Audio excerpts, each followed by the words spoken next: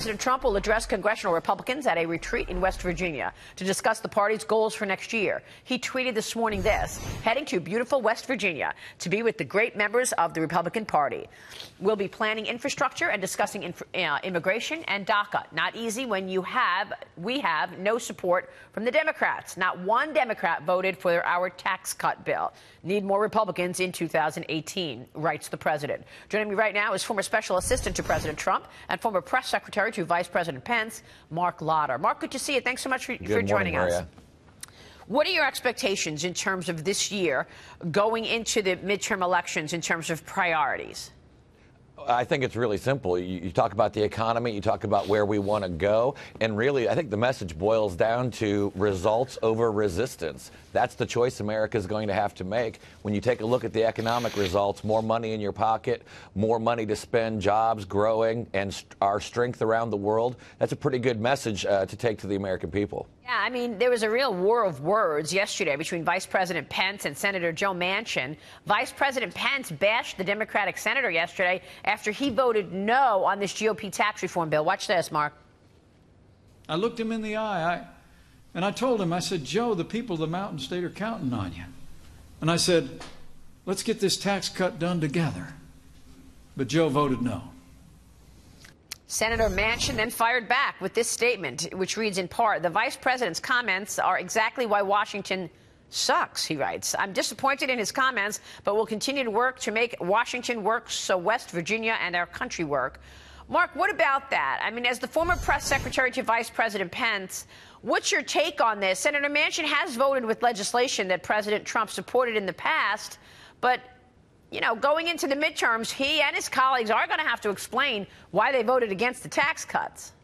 Absolutely. And what's disappointing is that he put Chuck Schumer and Nancy Pelosi ahead of the needs of the people of West Virginia. There are a number of senators out there, especially in states that the president won in 2016. They're going to have to explain themselves. Look, I know Chuck and Nancy want this to be about Wall Street, but it's about Walmart. The people who work there who are getting raises, bonuses, and expanded benefits. The people who shop there who are starting today going to have more money in their paychecks. It's a really difficult message for Democrats to take into 2018. Yeah, but we know that typically when you look back at history, you usually do lose seats from the party that's in power in the midterms. Are you expecting that? That's the historical norm, but, you know, the historical norm would suggest that Hillary Clinton would have been elected president in 2016. It's because of the president's leadership and his ideas that he's sitting in the White House right now. I think Republicans really have a strong record to run on. And while we do face a historical norm against in some areas, I think the map looks good in the Senate, and I do think that results matter. And when the only thing that the Democrats are going to offer is resistance, and that's the only thing they're standing up for right now, I mean, the only thing they stand for is not standing. So it's a very difficult message for them to take to people in the Midwest and the heartland who are seeing manufacturing jobs coming back, seeing jobs coming back, raises, more money in their paychecks. That's not the kind of liberal policies that they typically support. Well, you've got a good story to tell on the economy. You also have this abuse of power story on the other side when you look at what has taken place at the FBI. So there's that, which I personally think this is going to be one of the biggest stories in 2018. But then there's the negative in terms of debt, right, Marc? A lot of people raising the red flags about debt being, you know, $1.5 trillion in that tax cut package, adding to already $20 trillion in debt. Now the Treasury is going to be running out of cash in early March if the Congress fails to raise the debt limit. That's according to a new report from the Congressional Budget Office. What's your reaction to this?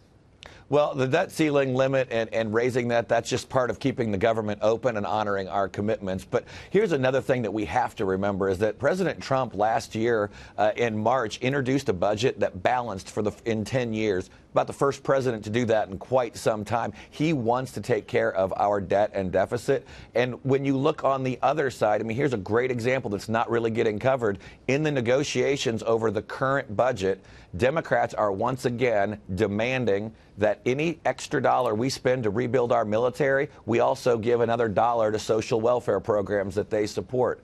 That's not the way we need to be doing business, by just raising and continuing spending. We need to invest in our military. We need to look at ways to control spending, cut spending in other areas. And meanwhile, Democrats who claim to be about debts and deficits are just demanding more spending on the domestic side where it's not really needed right now. All right, so you do expect that the budget will be balanced I'm talking about the 19 budget, will be balanced over a 10-year period?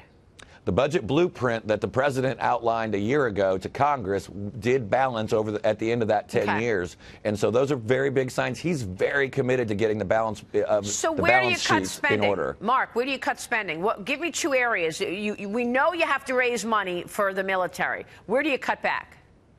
Well, I think what you have to do first, we have to realize, and this is what the president has been very committed to, is we have to grow ourselves out of this. We can't just cut. So that's why when you look at the growth we have in the economy with the tax cuts, and we're going to actually see more revenue at the end of this than we started with. And the other thing is we have to rethink how Washington works. So much right now is all dedicated to how much money do we spend on a program, how many people do we serve in a program. And Mick Mulvaney said it so well. We need to reset Washington to look at not success on how much we spend, but how little we spend. Yeah, well, few people we serve because they don't need those government services. He joined us this week telling us that he didn't ask for any money for the Consumer Protection Bureau.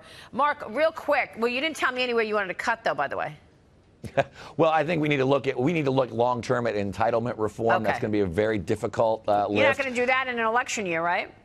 It's going to be a very difficult. I think Senator McConnell said that there's just not going to be an ability to get that done this year, but it's something that we've been talking about for many years. That's something long term we have to look at. Mark, real quick, is there going to be any accountability at this abuse of power at the top of the FBI, in your view?